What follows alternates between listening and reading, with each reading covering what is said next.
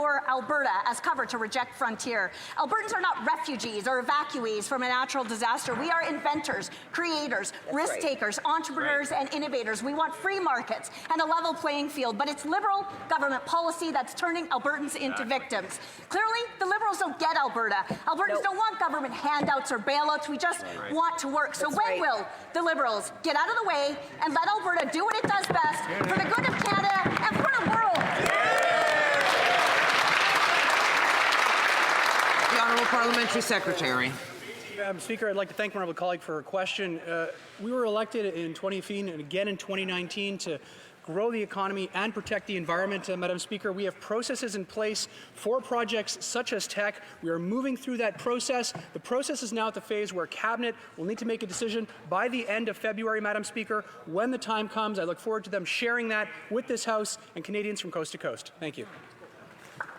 For Lakeland. But, Madam Speaker, the science and evidence is already in, and the experts have already spoken. Teck Frontier is in Canada's public national interest. It met every condition. The only thing left is a political decision, and now the Liberals are trying to move the goalposts again. And their double standards only ever apply to Alberta. But the actual experts say that not approving Teck will increase global emissions. So will the Liberals approve Teck Frontier? Yes or no? The Honourable Parliamentary Secretary. Thank you, Madam Speaker, and I'd like to thank my honourable colleague once again for her question. Madam Speaker, we're following the process that was actually in place under the previous government. We've been working through that process. In 2016, we put in place the Joint Review Panel, Madam Speaker. 2018, consultations ended on the project, and now we're in a position, Madam Speaker, where Cabinet will be making a decision on all of the factors surrounding this project. They will share that with Canadians and this House by the end of February. Thank you, Madam Speaker.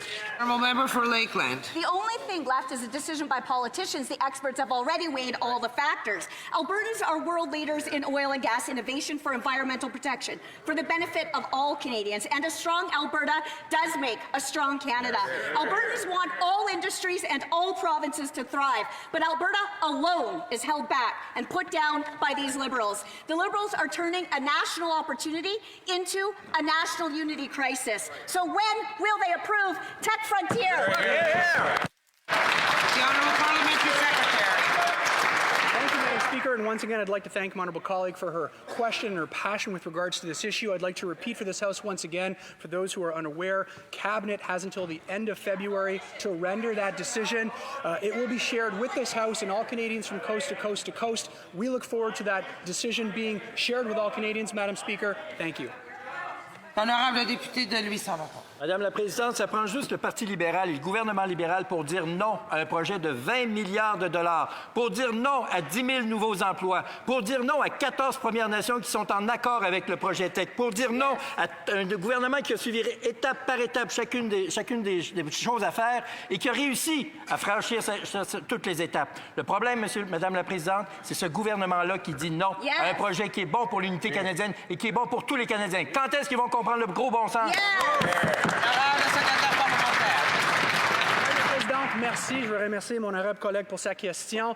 En 2015 et encore en 2019, les Canadiens et Canadiennes ont pris une décision de mettre un gouvernement libéral au pouvoir avec une promesse de bâtir une meilleure économie et protéger notre environnement. C'est ça qu'on fait depuis 2015, Madame la Présidente. On a un processus à suivre. On suit le processus. Le processus indique qu'on a jusqu'à la fin de février pour prendre une décision. Quand la décision va être prise, on va partager ça avec tous les membres de cette Chambre et tous les Canadiens d'un bout du pays à l'autre. Merci.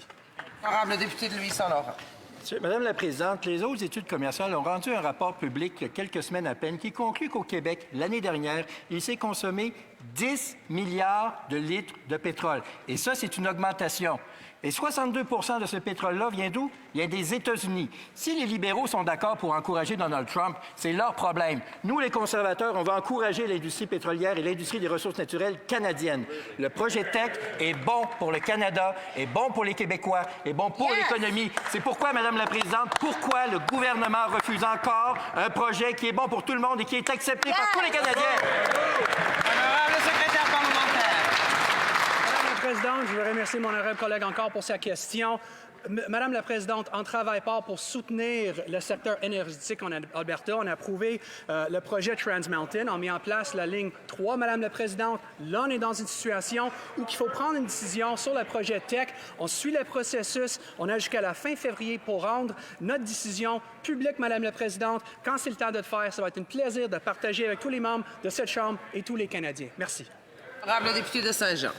Madame la Présidente, parlant de Trans Mountain, on vient d'apprendre de la bouche même du président que les coûts de construction